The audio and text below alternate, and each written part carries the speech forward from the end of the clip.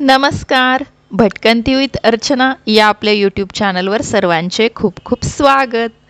आजचा travel vlog आहे महाकालेश्वर उज्जैन येथील 12 ज्योतिर्लिंगांपैकी एक असणारे स्थळ म्हणजे महाकालेश्वर ज्योतिर्लिंग. मध्य प्रदेशातील उज्जैनमधील हे मंदिर अत्यंत प्रसिद्ध आहे. रुद्रसागर सरोवराच्या किनारी असणारे हे मंदिर अप्रतिम असून भगवान शिव स्वतः लिंगामध्ये स्वयंभू स्वरूपात स्थापित आहेत असा समज आहे. या मंदिरातील मूर्ती दक्षिण मूर्ती म्हणून ओळखली जाते. ही मूर्ती दक्षिणमुखी असल्याने याला असे नाव देण्यात आलेले आहे. शिवपुराणात महाकालेश्वर ज्योतिर्लिंगाचे वर्णन आले असून याबद्दलची कथा देखील सांगितलेली आहे. या कथेनुसार एकदा श्री विष्णू, भगवान शंकर तसेच सृष्टीचे निर्माते ब्रह्मदेव हे तिघे एकत्रित गप्पा मारत बसले असता महादेवाच्या मनात एक विचार आला. त्यांनी श्री विष्णू व ब्रह्मदेवाची परीक्षा घ्यायचे ठरवले. या कारणास्तव शंकरांनी त्या दोघांना सृष्टीतील प्रकाशाचा एक स्तंभ देऊन प्रकाशाचे अंतिम टोक कुठे आहे असा प्रश्न विचारला. हे अंतिम टोक शोधण्याचा त्यांनी खूप प्रयत्न केला, परंतु त्यांना या टोकाचा काहीच शोध लागला नाही. त्यामुळे त्या दोघांपैकी शेवटी थकून श्री विष्णुदेवाने महादेवापुढे आपली हार मानून ते शांत बसले. परंतु मला या प्रकाशाचे अंतिम टोक सापडले असा खोटा दावा ब्रह्मदेवांनी केला. हे ब्रह्मदेवाचे खोटे उत्तर ऐकून भगवान शंकरांचा राग अनावर झाला व त्यांनी ब्रह्मदेवास शाप दिला.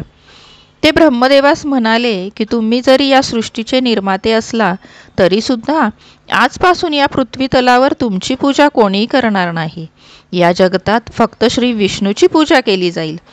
हा शाप ऐकून ब्रह्मदेवांनी शिवशंकर यांची माफी मागितली आणि ते म्हणाले, माझी चूक झाली, त्यामुळे मला या शापातून मुक्त करा. ही ब्रह्मदेवांची विनंती ऐकून भगवान शंकर त्या स्तंभात स्वतः प्रकटले.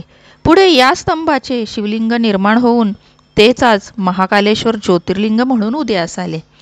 याच महाकालेश्वर शंकरास महाकाल म्हणून ओळखले जाते. हेच महाकाल उज्जैन नगरीचा राजा या नावाने देखील प्रचलित आहे. आता महाकालेश्वरास महाकाल का म्हटले जाते तर आत्ताचे उज्जैन शहर हे पूर्वी अवंतिका नगरी या नावाने प्रचलित होते. या नगरीत चंद्रसेन नावाचा राजा राज्य करीत होता. तो महादेवाचा प्रचंड मोठा भक्त असून नियमित रूपाने महादेवाची पूजा आराधना करायचा. असा एकही दिवस जात नसे की ज्या दिवशी राजाने महादेवाची पूजा केली नाही. अशा या शिवभक्त चंद्रसेन राजाच्या अवंतिका नगरीवर इतर राज्यातील राजांचे आक्रमण झाले. तेव्हा चंद्रसेन राजाचा राजवाडा शत्रूंनी संपूर्ण नष्ट केला. यावेळी या संकटातून वाचण्यासाठी राजाने महादेवाची प्रार्थना मनापासून केली. त्यामुळे महादेव प्रत्यक्ष प्रकट झाले व त्यांनी राजाच्या संपूर्ण शत्रूचा वध केला.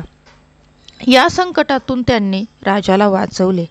ज्यावेळी महादेवांनी चंद्रसेन राजाच्या सर्व शत्रूचा वध केला तसेच क्रोधित होऊन त्या सर्वांच्या मृतदेहाची राख आपल्या शरीराला फासून त्यांनी क्रोध शांत केला, तेव्हापासून महाकालेश्वर महादेवाला महाकाल या नावाने ओळखले जाते. या घटनेपासूनच महाकाल यांची भस्मारती केली जाते. इथल्या भस्मारतीसाठी महाकालेश्वर हे ठिकाण अत्यंत प्रसिद्ध आहे.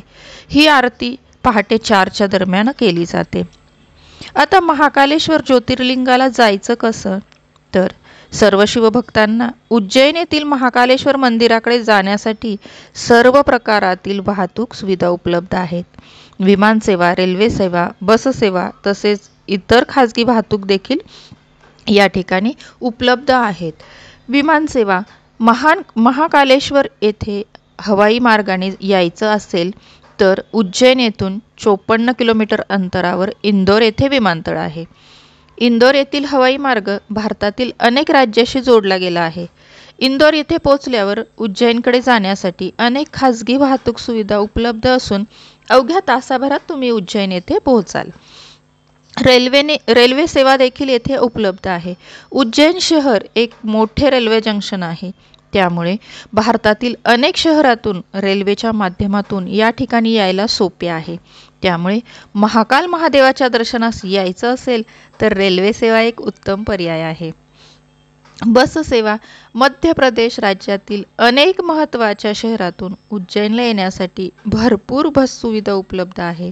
जर काही भाविकांना बसचा प्रवास नको असेल तर त्यांच्यासाठी खाजगी वाहनांच्या सुविधासुद्धा उपलब्ध आहेत.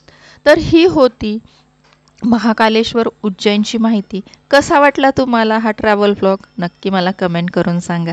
अशाच नवनवीन ट्रॅव्हल व्लॉगसाठी चॅनलला सबस्क्राईब करा.